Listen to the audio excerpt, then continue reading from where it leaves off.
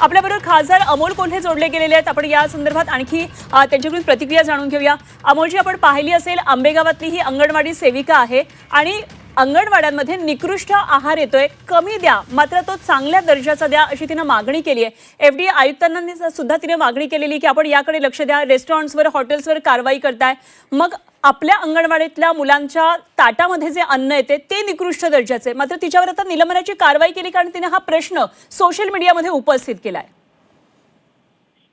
या भगिनीची जी मागणी आहे, मागणी तर नक्कीच रास्त आहे, याविषयी कोणाच्याही मनात दुमत असण्याचं कारण नाही।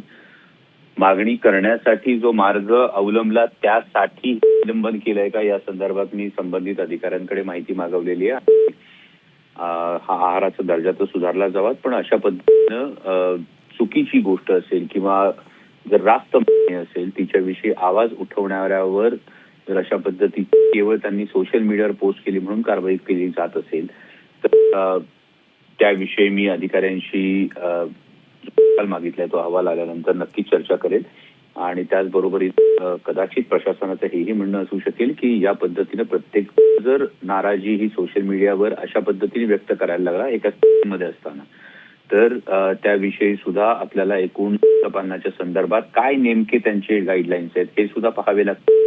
त्याचबरोबर या आधी जर या भगिनीने जर या प्रशासनाच्या थ्रू ज्या गोष्टीसाठी निलंबन केलं गेलं संदर्भात त्या सिस्टम मधून त्यांनी आवाज उठवण्याचा प्रयत्न केला आणि तरी त्यांनी ऐकलं नसेल आणि तर जर त्यांना हा सोशल मीडियाचा आधार घ्यावा लागला असेल तर डेफिनेटली या संदर्भात सहानुभूतीपूर्वक विचार करणं, जर चूक सिस्टीमची असेल तर त्यामध्ये पद्धतीची एक जागरूक अंगणवाडी सेविका भरडली जाऊ नये ही वैयक्तिक भूमिका आहे। अमोलजी, तुम्ही म्हणताय ते अगदी मान्य आहे, पण मला सांगा जर एखाद्यावर अन्याय होत असेल आणि सोशल मीडियावर जर त्या संदर्भातला आवाज उठवत असेल, त्यांनी वाटाणे दाखवलेले, त्यांनी वाटाणे कसे शिजत नाहीत, किती निकृष्ट आहेत आणि अशा अन्नपदार्थांमुळे आपल्या अंगणवाड्यांमधल्या मुलांचं आरोग्य चांगलं व्हावं याऐवजी त्यांची वजनं कमी होतात, इतका संवेदनशील मुद्दा मांडलेला आहे।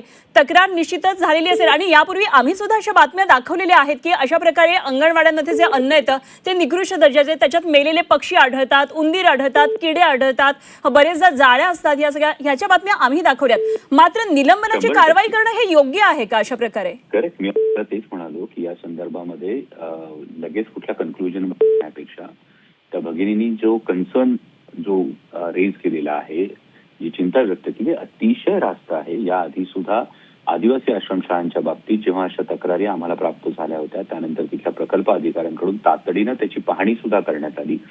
त्यामुळे या प्रकरणाची नेमकी माहिती काय आहे, प्रशासनाचं म्हणणं काय, या भगिनीचं जे म्हणणं आहे ते आपल्यापर्यंत सोशल मीडियाच्या माध्यमातून पोहोचले, प्रशासनानं नेमकी कोणत्या कलमाद्वारे त्याच्यावर कारवाई करण्याचा प्रयत्न केलाय हे एकदा जाणून घेऊ द्या। मी या भगिनीच्या बरोबर ठामपणे उभा आहे। ठीक, निश्चितच आपण बघूया काय नेमकं या संदर्भात प्रशासन आता पुढे भूमिका घेत आहे आणि आपण या सगळ्या संदर्भात लक्ष घालाल अशी अपेक्षा। धन्यवाद। आपण झी 24 तास बरोबर बोललात। अमोल कोल्हे, राष्ट्रवादी शरदचंद्र पवार पक्षाचे खासदार आपल्या बरोबर होते।